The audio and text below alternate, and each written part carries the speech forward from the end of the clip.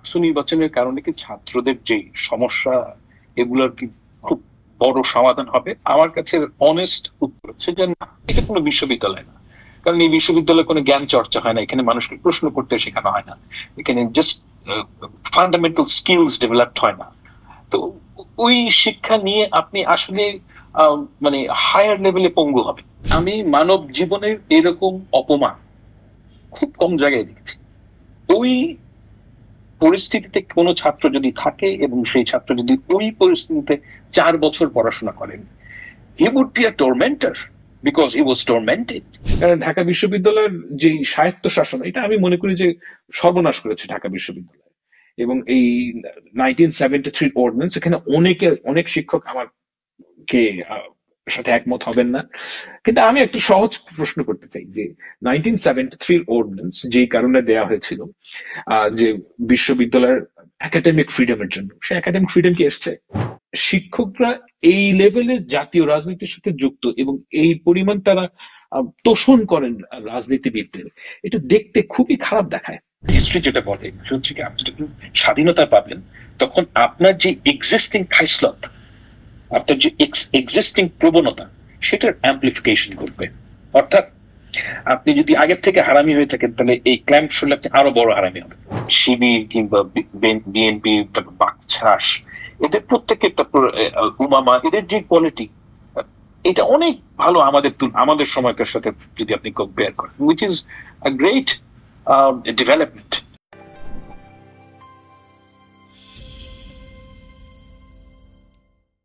প্রতিদিন আমরা দেখি হাজারো তথ্য, হাজারো আলাপ, হাজারো গল্প, হাজারো নেগেটিভ। বলা হয়ে থাকে এই সবগুলোই মানুষের স্বার্থে, আমাদের জন্য জরুরি। কিন্তু দিন শেষে আসলে কতটা মানুষের স্বার্থে তথ্য পাওয়া যায়, জনস্বার্থের তথ্য পাওয়া যায়, আর তার পেছনের ন্যারেটিভটাই বা কী থাকে? আজ সেই আলাপ নিয়েই আমি ফারহানা রহমান দ্য পোস্ট থেকে যুক্ত হয়েছি আপনাদের সাথে।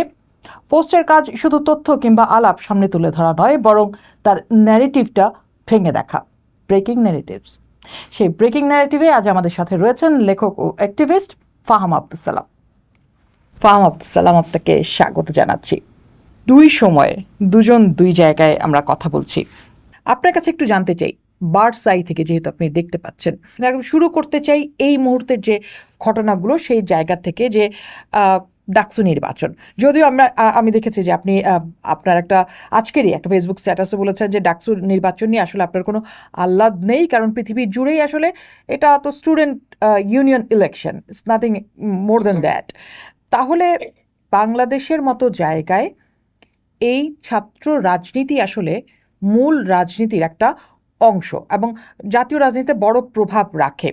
ফলে আপনার কাছে কেন মনে হচ্ছে যে এই ছাত্র রাজনীতি নিয়ে এই মুহূর্তে আহ্লাদ দেখানোটা ঠিক নয়, অন্তত আমার দেশের জন্য? প্রথমত আমি মনে করি যে ডাকসু নির্বাচন যেটা এই মুহূর্তে হচ্ছে, সেটা বাংলাদেশের ঢাকা ইউনিভার্সিটির ছাত্রদের জন্য, রাইট?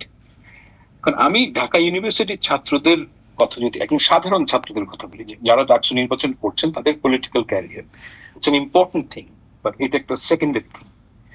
ইম্পর্টেন্ট থিং হচ্ছে যে ডাকসু নির্বাচনের কারণে কি ছাত্রদের যে সমস্যা এগুলোর কি খুব বড় সমাধান হবে? আমার কাছে অনেস্ট উত্তর হচ্ছে যে না। এর কারণ হচ্ছে ঢাকা ইউনিভার্সিটির যে সমস্যাগুলো, এই সমস্যাগুলো সমাধান করা প্রায় অসম্ভব। একটু বিস্তারিত বলি কেন। আপনি যদি খুব কোনো সমস্যা আপনি পৃথিবীতে কোনোদিনও সমাধান করতে পারবেন না যদি আপনি অনেস্টলি সেই সমস্যার হেতুটা কি সেটা বুঝতে না চেষ্টা করেন। আমার কাছে মনে হচ্ছে যে ঢাকা ইউনিভার্সিটি শুরু করা হয়েছিল যেই আবেগ থেকে, যেই স্পিরিট থেকে, সেটা আবাসিক বিশ্ববিদ্যালয় স্পিরিট থেকে, যে এটা একটা আবাসিক বিশ্ববিদ্যালয় করা হবে, এবং ওই সময়ের প্রেক্ষাপটে that was the right decision. সমস্যা হচ্ছে গিয়ে ঢাকা সেই সময় একটা মফস্বল শহর ছিল, সেখান থেকে এটা একটা মেগা সিটিতে পরিণত হয়েছে। এখন ঢাকা ইউনিভার্সিটির যে আবাসিক চরিত্র, এটা ধরে রাখা সম্ভব না। If you think very carefully, Dhaka ইউনিভার্সিটির যে প্রবলেম, সেটা হচ্ছে গিয়ে এটা একটা রিয়েল স্টেট ইস্যু, যে আপনার 40,000, 12-13 হাজারের মতন ছাত্ররা হলে থাকে। এখন ওইটুকুন জায়গায় যদি আপনি 12-13 হাজার ছেলেকে থাকার সুব্যবস্থা করার চেষ্টা করেন, এটা অসম্ভব। কেন অসম্ভব বলছি? কারণ হচ্ছে কি, আপনাকে ইউনিভার্সিটির যে হলগুলো সেটা ভেঙে নতুন হল তৈরি করতে হবে, এবং এটা একটা জাপান গার্ডেন সিটি বানাতে হবে ওই জায়গায়, এবং সেটা আদৌ করা উচিত কিনা I am not sure, most probably উচিত না।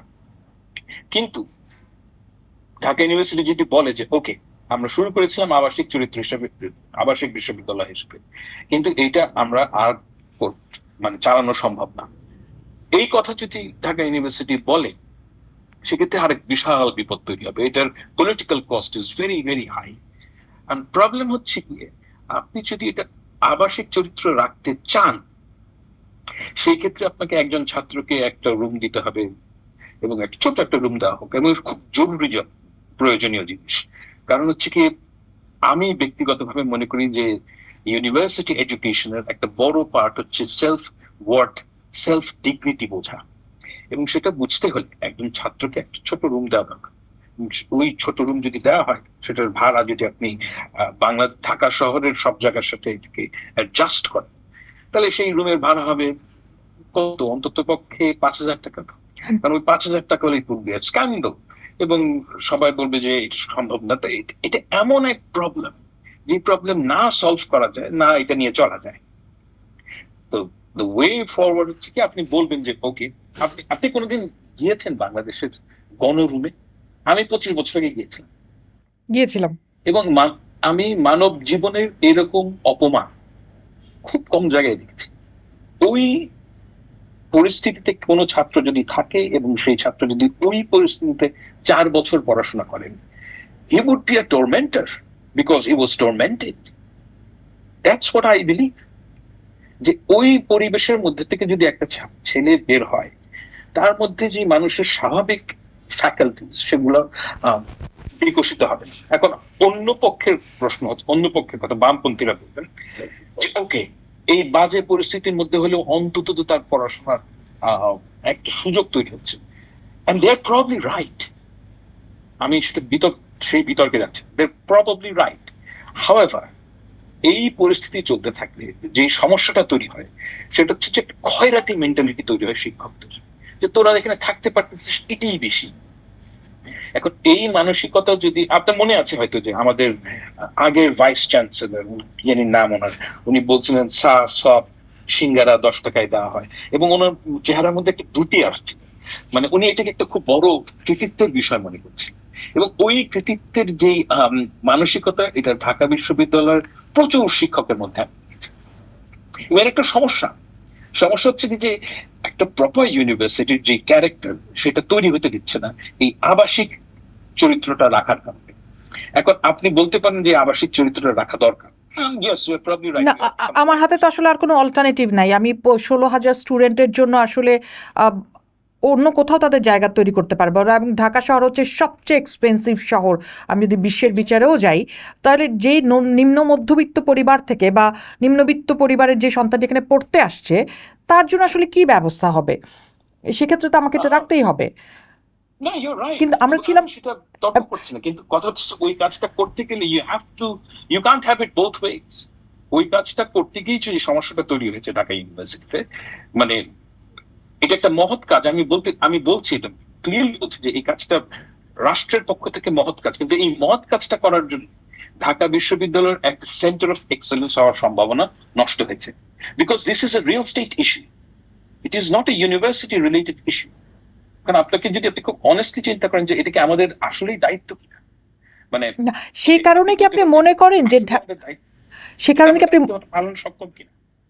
ওকে, সেই কারণে কি আপনি মনে করেন যে ঢাকা বিশ্ববিদ্যালয় বাংলাদেশের প্রথম বিশ্ববিদ্যালয়, যেখানে আসলে গবেষণা হয় না, শুধুমাত্র পড়ানো হয়, যেখানে আসলে যেহেতু সে ছাত্রটাকে মনোযোগ দিতে পারে না এবং গবেষণার জন্য আসলে যে ফ্যাসিলিটি দরকার সেটা করা সম্ভব হয় না, এই সমস্ত কারণে কি আসলে ঢাকা বিশ্ববিদ্যালয়ের মান দিনে দিনে পড়ে যাচ্ছে? যেহেতু সব কিছু তো আসলে একটা সাইকেলের পার্ট, তার স্বাস্থ্য, শিক্ষা, আদার ফ্যাসিলিটিস, যেহেতু সব কিছু একসাথে প্রোভাইড করতে হয় একটা ছাত্রের জন্য, সেই কারণে আসলে কি মান পড়তির দিকে, এবং সেই কারণে কি এখানে রাজনীতির উত্থান? অ্যাবসলিউটলি। আপনার যদি ঢাকা বিশ্ববিদ্যালয়ের আবাসন সমস্যার সমাধান হয়, তাহলে আপনি ডাকসু নির্বাচনের কথা আপনি জানতেই পারবেন। আবাসন সমস্যার যদি প্রপার সমাধান হয়, ছাত্ররা কেউ রাজনীতিই করবে না। 5,000 টাকা দিয়ে ভাড়া করে থাকলে, এবং আপনি যদি একটা জাস্ট রুল করেন যে ঢাকা মানে ছাত্ররা কেউ ছাত্র অবস্থা ছাড়া কেউ পলিটিক্স করতে পারবে না, সেই ক্ষেত্রে আই ডোন্ট থিঙ্ক যে ঢাকা বিশ্ববিদ্যালয়ের ছাত্ররা রাজনীতিতে যুক্ত হবে। এখন আপনি এটা বোথ ওয়েজ এটা যুক্তি আছে যে যেটা আমি বলছিলাম যে আসলে কি ঢাকা বিশ্ববিদ্যালয় একটা বিশ্ববিদ্যালয়? আমার অনেস্ট ওপিনিয়ন হচ্ছে, আমি এই বিশ্ববিদ্যালয়ে পড়েছি, এটা যে আসলে কোনো বিশ্ববিদ্যালয় না, এটা আমি দেশের বাইরে এসে বুঝতে পারছি। এখানে যে পড়াশোনাটা হতো অন্তত আমার সময়, এটা হচ্ছে গিয়ে, এবং আমি এটা নিয়ে লিখছিও, যে এটা আসলে কে কত তাড়াতাড়ি মুখস্থ করতে পারে এবং দ্রুত লিখতে পারে সেটার পরীক্ষা হয়। মানে আপনার কাজ হচ্ছে কি, আমাদের মানে ইটস ভেরি স্যাড। আমি যখন ছিলাম তখন আমাদের একজন শিক্ষিকা ছিলেন, আমি নাম বলবো না, উনি প্রথম মানে একদম একটা বই, সয়েল মাইক্রোবায়োলজির বই, একদম লাইন বাই লাইন পড়তেন এবং ওইটার অনুবাদ করতেন, যার কোনো প্রয়োজন নাই, এবং ওই লাইন বাই লাইন পড়ে ওখান থেকেই পরীক্ষায় আসতো এবং আমরা মুখস্থ করে এটা একদম বমি করতো। That's the truth. এইটা তো বিশ্ববিদ্যালয়ের কাজ। এবং আমি একদম ঢাকা ইউনিভার্সিটির টপ সাবজেক্টে পড়েছি, ওখানেই মাইক্রোবায়োলজি। না, ঢাকা ইউনিভার্সিটি যদি এই অবস্থা হয় তাহলে এখন সবগুলো পাবলিক বিশ্ববিদ্যালয় যা আছে সেগুলোর অবস্থা তো আরও মানবেতর। মানে আমরা সবাই জানি যে সেগুলোর অবস্থা আরও খারাপ, এবং সেখানে রাজনীতি ভীষণভাবে আছে। আমি কেন বারবার রাজনীতি ঘুরে আসছি, কারণ হচ্ছে এই ছাত্র রাজনীতি করে বের হয়ে এসেই আসলে আমার দেশের রাজনীতিতে, মূলধারার রাজনীতিতে যুক্ত হচ্ছেন রাজনীতিবিদরা অনেকেই, যারা বিশ্ববিদ্যালয় থেকে পড়াশোনা করেন। তাহলে তার গ্রুমিংটা যেখানে হচ্ছে সেটা তো আসলে ঠিকঠাক হচ্ছে না, এবং তিনি এই ছাত্র রাজনীতি করে এসে আবার ছাত্রদের অবস্থার উন্নয়নের জন্য কাজ করছেন না। কিন্তু তিনি আবার চান যে মূলধারার রাজনীতিতে এই ছাত্ররাই প্রভাব রাখুক, যেটা এবারে ডাকসু নির্বাচনেও আমরা দেখছি যে কারা জিতবে, কে জিতবে, সেখানে কতটা প্রভাব রাখতে পারবে বিশ্ববিদ্যালয়গুলোতে তার মূল দল, সেটা খুব বেশি মুখ্য। এই পরিস্থিতিকে আমরা ইচ্ছে করে দিনের পর দিন জিইয়ে রাখছি শুধু রাজনীতিকে বাঁচিয়ে রাখার জন্য। Yes it is. মানে একটু খুব যদি অনেস্টলি এটাকে আপনি বলেন যে দেখেন, যে সমস্ত ছাত্র এবার ডাকসু নির্বাচন করছে তাদের যে কোয়ালিটি, ইটস রিয়েলি গুড। এটা আমি, if you ask me bluntly, I'll say honestly যে এই লেভেলের ছাত্র নেতা আমি আমাদের সময় দেখি। তো সেই জায়গায় একটা উত্তরণ হয়েছে 5ই আগস্টের কারণে, এটা একটা ভালো দিক। এবং কিছু ছাত্রের তো আসলেই মানে ন্যাশনাল পলিটিক্সে যাওয়া উচিত, ওটা একটা ভালো দিক। কিন্তু এটা আমরা যে কথা বলছি, এটা কতজন, 100-150 জনের কথা। ইউনিভার্সিটিতে 100-150 জনের না। বাকিদের কথা যদি বলি, যে ইউনিভার্সিটির যে standard, it is horrendous, absolutely hopeless অবস্থা। না, আমি নিজের চোখে যা দেখেছি সেটা মানে, আমি কোনো গৌরবের সাথে কিংবা মানে আপনাকে কোনো দর্শককে দুঃখ দেওয়ার জন্য বলছি, that is what I felt. এবং ওই সময় আমার কাছে মনে হচ্ছে যে এটা কোনো বিশ্ববিদ্যালয় না, কারণ এই বিশ্ববিদ্যালয়ে কোনো জ্ঞান চর্চা হয় না, এখানে মানুষকে প্রশ্ন করতে শেখানো হয় না, এখানে জাস্ট ফান্ডামেন্টাল স্কিলস ডেভেলপড হয় না।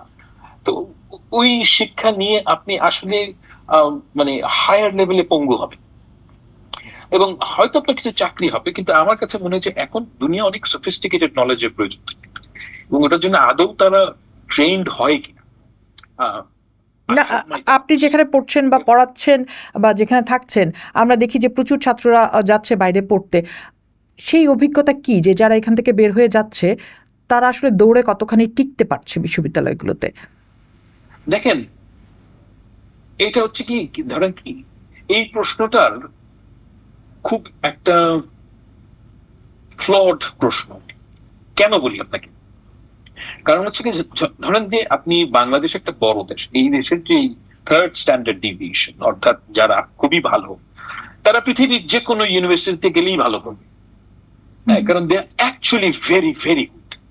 এখন আপনি যদি ওই কোহর্টের কথা বলেন, তারা পৃথিবীর যে কোনো ইউনিভার্সিটি থেকে ভালো করবে। এখন আপনি যদি ওখান থেকে মানে ব্যাক করেন যে এরা যেহেতু ভালো সেহেতু ঢাকা ইউনিভার্সিটি ভালো, that is a fundamental flood assumption.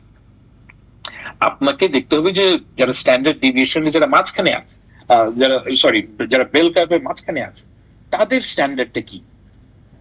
এবং আমি সত্যিকার অর্থেই বলবো যে যারা মাঝখানে আছে তাদের কোয়ালিটি খুব খারাপ, এবং শিক্ষকতার মানও খুব খারাপ। এটা অস্বীকার করার কোনো উপায় নেই। এবং এই যে মান, এইটার উন্নয়নের জন্য কি ডাকসু নির্বাচন কোনো গুরুত্বপূর্ণ ভূমিকা রাখবে? My answer is no. It has got nothing to do with DUCSU নির্বাচন। তো এই ডাকসু নির্বাচনে যে ফ্যানফেয়ার, সেটা আমি বুঝি। কারণ হচ্ছে কি, বাংলাদেশের মানুষ অনেকদিন কোনো নির্বাচন করতেই পারেনি, সেহেতু এই মুহূর্তে খুব উত্তেজিত অবস্থায় আছে। I understand that, and perhaps that's normal. হ্যাঁ, কিন্তু আমি ঢাকা বিশ্ববিদ্যালয়ের যে মান, সেটা নিয়ে খুব আশাবাদী। আমরা আসলে সব বিশ্ববিদ্যালয়ের কথাই এরকম বলতে পারি। আমি বরং, যেহেতু আপনি বলছেন যে এই মুহূর্তে একটা পরিবর্তন হয়েছে, আমরা সবাই বলছি যে নয়া বন্দোবস্তের কথা উঠেছে। আপনার কাছে কি মনে হয়, নয়া বন্দোবস্ত আসলে কতটা নয়া হলো? আমি যদি শুধু ডাকসুতেই থাকি, যে খবর আপনি ওখানে বসে দেখতে পাচ্ছেন, যে তথ্য আপনি পাচ্ছেন, তাতে আপনার কাছে কি মনে হয় যে নয়া আসলেই নতুনভাবে আসলো, বা কোনো বন্দোবস্ত কি আসলে তৈরি হলো নতুন? মানে ডাকসুর ক্ষেত্রে ডাকসু এবং সেই আলাপে তো আসবই, পুরো মূলধারা রাজনীতির ক্ষেত্রে ডাকসুতেও কি আপনি মনে করেন যে এই ছাত্রদের হাত ধরে, এই ছাত্ররাই তো নয়া বন্দোবস্তের কথা বলেছে, তাদের মধ্যেও কি আসলে দেখতে পান নয়া বন্দোবস্তের ছায়া? কিছু তো ছায়া অবশ্যই আছে। মানে 5ই আগস্টের পর মানে খুব বড় পরিবর্তন কি চোখে পড়ছে? এই যে মানে মারপিট করছে, মানে এই ধরনের একটা নির্বাচন করছে এবং কেউ কাউকে মারপিট করছে, ইটস এ গ্রেট অ্যাচিভমেন্ট। তারা ভদ্রলোকের মতন কথা বলছে, আই লাইক দ্যাট। এবং তারা মানে সহনশীলতার পরিচয় দিচ্ছে, যদিও অনলাইনে দেখলে বোঝা যায় না, অনলাইনে অবস্থা খুব খারাপ, মারামারি কাটাকাটি হচ্ছে, দ্যাটস ফাইন। বাট দেখেন, গণতন্ত্র একটা জার্নি। এই জার্নিতে আমাদেরকে মানে আমাদের ইন্ডিভিজুয়াল জার্নিও কিন্তু শুধুমাত্র BNP Awami League, sorry, BNP NCP এদের জার্নি না, আমাদের নিজেদের জার্নি। তো সেই জার্নির কথা যদি আপনি বলেন, এই শিবির কিংবা বিএনপি, তারপর বাকছাস, এদের প্রত্যেকের, তারপর উমামা, এদের যে কোয়ালিটি, এটা অনেক ভালো আমাদের সময়কার সাথে যদি আপনি কম্পেয়ার করেন, which is a great development. তো ওই দিক থেকে তো নয়া বন্দোবস্তের কথা বললে যে উন্নতি অবশ্যই হয়েছে, এবং উন্নতি ধরে রাখতে হবে, এটার উপর বিল্ড করে সামনে আগাতে হবে আমাদেরকে। তো I am very hopeful about it. তাহলে নয়া বন্দোবস্তের কথা, মানে আমরা দেখতে পাচ্ছি যে ছাত্রদের মধ্যে কিছুটা আছে, কিন্তু মূল যে রাজনৈতিক দলগুলো, সেখানে আসলে আপনি কতটা পরিবর্তন দেখতে পাচ্ছেন? কারণ এই রাজনৈতিক দলগুলোরই অঙ্গ সংগঠন এই মুহূর্তে সবগুলো ক্যাম্পাসে অ্যাক্টিভ রয়েছে, কমিটি দিয়েছে, নির্বাচনে অংশ নিচ্ছে, এবং তাদের একটা প্রভাব প্রত্যক্ষভাবে সেই নির্বাচনে থাকবে। সেক্ষেত্রে আপনার কাছে কি মনে হয় যে পরিবর্তন, যদি আমি ওভারঅল পরিবর্তন বলি, সেটা কতটা আসবে? দেখেন, আমাদের কোনো প্রমিসড ল্যান্ড নাই। এই ব্যাপারটা আমি ঢাকায় যখন গিয়েছিলাম 1 বছর আগে, তখনই বলেছিলাম একটা টক শোতে, যে দেখেন, একটা সমাজ থেকে যখন একটা ক্ল্যাম্প উঠায় ফেলা হয়, এই ক্ল্যাম্প নানান ভাবে থাকতে পারে। যেমন ধরেন ফ্যাসিজম একটা ক্ল্যাম্প, একনায়কতন্ত্র একটা ক্ল্যাম্প, কিংবা পুরুষতন্ত্র একটা ক্ল্যাম্প, বিভিন্ন ধরনের ক্ল্যাম্প একটা সমাজে থাকে যেটা মানুষকে আটকে রাখে। সেই ক্ল্যাম্পটা যখন আপনি সরায় ফেলবেন কিংবা উঠিয়ে ফেলবেন, তখন আমাদের একটা ধারণা হচ্ছে যে আমরা নর্মালসিতে ফেরত যাবো, এটা হচ্ছে কি সবকিছু ঠিক হয়ে যাবে। আমাদের একটা জেনারেল পিপলের আইডিয়া হচ্ছে যে আমরা সব ভালো হয়ে যাবে, সবকিছু ঠিক হয়ে যাবে। নো, হিউম্যান হিস্ট্রি এটা বলে না। হিউম্যান হিস্ট্রি যেটা বলে হচ্ছে কি, আপনি যখন স্বাধীনতা পাবেন, তখন আপনার যে এক্সিস্টিং খাইসলত, আপনার যে এক্সিস্টিং প্রবণতা, সেটার অ্যাম্পলিফিকেশন করবে। অর্থাৎ আপনি যদি আগের থেকে হারামি হয়ে থাকেন, তাহলে এই ক্ল্যাম্প শুনলে আপনি আরো বড় হারামি হবে। এখন এই মানে এই দিক থেকেই আমি বলছি যে আমাদের যে সামনের যে যাত্রা, আমাদেরকে ঠিক করতে হবে, এই রাস্তা আমাদেরকেই বানাতে হবে। আমরা দেখি মূলত ক্যাম্পাস রাজনীতিতে মূল দলগুলিরই এক ধরনের দখলদারি রাজনীতি চলে, পাহারাদারের রাজনীতি চলে। বলা হয়ে থাকে যে ছাত্র সংগঠনগুলো আসলে মূল দলের পাহারাদার রাজনীতি করে থাকে ক্যাম্পাসের হয়ে। এবার সেই পরিস্থিতি কতটা বদলাবে আপনি মনে করেন, যদি ছাত্রদল আসে সেক্ষেত্রে? বা আমি যদি উল্টা করে বলি যে মূল নির্বাচনে যদি বিএনপি ক্ষমতায় আসে, তাহলে ছাত্রদলের ভূমিকা কি হবে ক্যাম্পাসে? যদি জামাত আসে, তাহলে শিবিরের কি ভূমিকা হতে পারে ক্যাম্পাসে? বা এই এইটার পরিবর্তন আসলে কতটা হবে যে মূল দলের সাথে অঙ্গ সংগঠনের আসলে তেমন যোগাযোগ থাকবে না? এই প্রশ্নের উত্তর এখন কেউ দিতে পারবে না। কারণ হচ্ছে গিয়ে যে অ্যাজ আই সেড, যে আমাদের ভবিষ্যতের রাজনীতি ফান্ডামেন্টালি ডিফারেন্ট হবে। মানে আওয়ামী লীগের রাজনীতিকে যদি আপনি রেফারেন্স পয়েন্ট ধরেন, ইউল মেক এ মিস্টেক। যে ওখান থেকে আমাদের এই নতুন রাজনীতি অনেক দিক থেকে ভীষণ রকমের আলাদা হবে। এবং সেই দিক থেকে আমি বলতে পারি যে ইয়েস, আগের রাজনীতির কিছু এলিমেন্টস এখানে থাকবে অফকোর্স, কিন্তু একেবারে ওরকমটা হবেও না। এর কারণ হচ্ছে গিয়ে যে ছাত্রদের যেই রাজনীতি সচেতনতা, এটা একটা অন্য লেভেলে আসছে। এবং আমি একটা জিনিস মনে করি যে বাংলাদেশের আগামী নির্বাচনে বিরোধী দল হবে ফেসবুক। সরকার রাষ্ট্র যেই পরিচালনা করুক, যে আসল বিরোধী দল হবে পার্লামেন্টের ফেসবুক এন্ড সোশ্যাল মিডিয়া। এবং এটা কিন্তু একটা চাপ আছে। তো সেই চাপের কারণে যে আগের যেই কাজগুলো সেগুলো করা সম্ভব নাও হতে পারে। এবং আমি আগেও আপনাকে বলেছি যে আমাদের ভবিষ্যৎ কি হবে এটা এই মুহূর্তে বলা সম্ভব না। কিছু এলিমেন্টস থাকবে, বাট আমরা অত খারাপ হব না বলে আমার বিশ্বাস আছে। সেক্ষেত্রে আমি যদি বলি যে ছাত্ররা বলছে যে শিক্ষাঙ্গনে আসলে ছাত্র রাজনীতিরই দরকার নেই। কারণ হচ্ছে শিক্ষাঙ্গনে আসলে ছাত্রদের যে ভূমিকা থাকার কথা বা ছাত্রদের যে রাজনীতি হওয়ার কথা, সেটা আসলে এই শিক্ষাঙ্গন কেন্দ্র করেই হওয়ার কথা। বা বিগত সময়ে যারা আসলে নানা রকম সুনাম কুড়িয়েছেন, বা ঢাকা বিশ্ববিদ্যালয়ের কথাই যদি আমরা ধরি, যে 69, 52, 71 আর 90 সব জায়গাতেই ছাত্রদের ভূমিকার কথা হাইলাইট করা হয়। কিন্তু ছাত্র তো সেখানে গিয়েছে তার নাগরিক অধিকার, নাগরিক দায়িত্ব পালন করতে। এত হাইলাইট করার কিছু নেই। একজন ডাকসু প্রার্থী আসলে এই কথা বলেছিলেন। আপনিও কি তাহলে এর সাথে একমত যে এই দুটো জিনিসকে আসলে আলাদা রাখতে হবে এবং সামনের দিনে আসলে? অ্যাবসলিউটলি একটা দেশের ছাত্র রাজনীতির কারণে, অর্থাৎ ছাত্র নেতারা রক্ত দিবে, এটা কোনো আইডিয়াল সিচুয়েশন না। ছাত্র রাজনীতি যারা করে তাদের রাজনীতি ইউনিভার্সিটি কেন্দ্রিক হবে। তাদের এই জাতীয় লেভেলের রাজনীতি তাদের করা উচিত না। এবং এটার মধ্যে একটা ডিভোর্স থাকা উচিত। এবং সেই ডিভোর্সটা যে বাংলাদেশে বিভিন্ন 10 বছর পর পর, 15 বছর পর পর যে ডিভোর্সটা থাকে না, সেটাই হচ্ছে কি আমাদের দুর্ভাগ্য। যে জাতীয় রাজনীতির কাজ ছাত্র রাজনীতি না। এবং আমি দেখেছি যে অনেক ছাত্র নেতারা যে সমস্ত প্রমিস করছেন, ছাত্রদেরকে দিবেন নাকি মূল রাজনৈতিক দলের নেতাদেরকে দিবেন?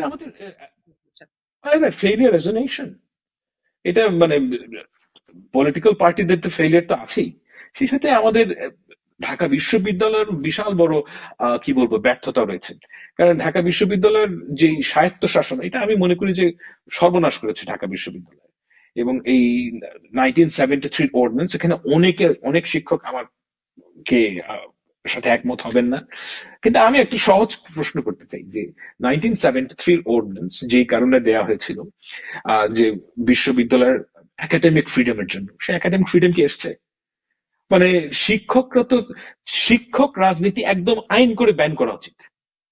ছাত্র রাজনীতি যাই হোক না হোক, কিন্তু শিক্ষকরা যেরকম যেই ধরনের রাজনীতিতে যুক্ত, এটা একদম ডেট্রিমেন্টাল টু দ্য ইউনিভার্সিটি। শিক্ষকরা আমরা আওয়ামী লীগের আমলে দেখছি, ওটা একটা ব্যত্যয় যদি ধরেও নিই, তারপর আমি বলবো যে শিক্ষকরা এই লেভেলে জাতীয় রাজনীতির সাথে যুক্ত এবং এই পরিমাণ তারা তোষণ করেন রাজনীতিবিদদের, এটা দেখতে খুবই খারাপ দেখায়। এবং মানে আমার, আপনার মনে আছে হয়তো, ভিসি হতে পারবেন না, তিনি ডিপার্টমেন্ট হেড হতে পারবেন না, সবচেয়ে বড় কথা চাকরি পাবেন না। ওয়েল, আমাদের কি অবস্থা থেকে বের হতে হবে। এবং ওই হোপটা যদি আমাদের না থাকে এবং ওই লক্ষ্যটা যদি না থাকে যে okay we have made a mistake, but let's start a fresh, এবং দেখা যাক যে আমরা কিভাবে নিজেদেরকে বদলাতে পারি। আমি একটা ছোট্ট উদাহরণ দিই। আমি যেইখান থেকে পিএইচডি করি, সেই স্কুলে একটা সময় এই চেয়ারম্যানশিপ নিয়ে গ্যাঞ্জাম হয়। I am talking about 1994-95। তো তখন একটা ইয়াং ছেলে, তাকে অক্সফোর্ড থেকে ধরে নিয়ে আসে, অস্ট্রেলিয়ান ছেলে, ইয়াং ছেলে, তাকে ধরে নিয়ে আসে। এবং হি ইজ এন অ্যামেজিং গাই, মানে একজন একাডেমিক, দেখতে হলিউডের নায়কদের মতন, ভেরি ক্যারিজম্যাটিক। তো তাকে যখন আনা হলো চেয়ারম্যানশিপের জন্য, তো দেখা এর আগে অনেক ঝগড়া টগড়া হয়েছিল আর কি, কামড়াকামড়ি। তো কামড়াকামড়ির থেকে যখন তাকে আনা হলো, দেখা গেল যে he is doing very well. তো তাকে সেই 1995 থেকে 2011-12 পর্যন্ত তাকে চেয়ারম্যান রাখা হয়। কেন? If your very good at what your doing, change করার কি দরকার? তোমার লিডারশিপ তো ভালো। এখন দেখেন আমাদের ঢাকা বিশ্ববিদ্যালয়ের চেয়ারম্যানশিপটা কি, মানে আমরা সবাই রাজা আমাদের এই রাজার রাজত্বে, সবাই সিনিয়রিটি অনুযায়ী 2 বছর থাকবে 2 বছর থাকবে। এইটা যদি আপনার দেশের সবচেয়ে ভালো ইনস্টিটিউশনের মেন্টালিটি হয়, ওখান থেকে আপনি কি আশা করতে পারেন? মানে it is a ridiculous concept যে সকলেই একবার একবার করে চেয়ারম্যান হবে এবং নো ম্যাটার হোয়াট সে একবার চান্স পাবেই। মানে সে যদি চরম অযোগ্য লোক হয় সেও চান্স পাবে। ইট টেলস ইউ যে আমাদের বিশ্ববিদ্যালয়ের শিক্ষকদের মানসিকতাটা কিরকম, এবং এই মানসিকতা থাকলে আপনি বিশ্ববিদ্যালয়ের যে প্রশাসন সেটা কি ফাংশনাল হবে? আমাদের তো আসলে ওই ব্যাপারগুলোতে বেশি মনোযোগ থাকা দরকার। আমাদের দুর্ভাগ্য যে অ্যাকচুয়াল সমস্যাগুলো নিয়ে কারোর কোনো আগ্রহ নেই। আগ্রহ হচ্ছে ডাকসু নির্বাচনে কি জিতবে। ডাকসু নির্বাচনে যদি বিএনপি জিতে, অ্যাকচুয়াল ইতে আসি, সমস্যায় আসি।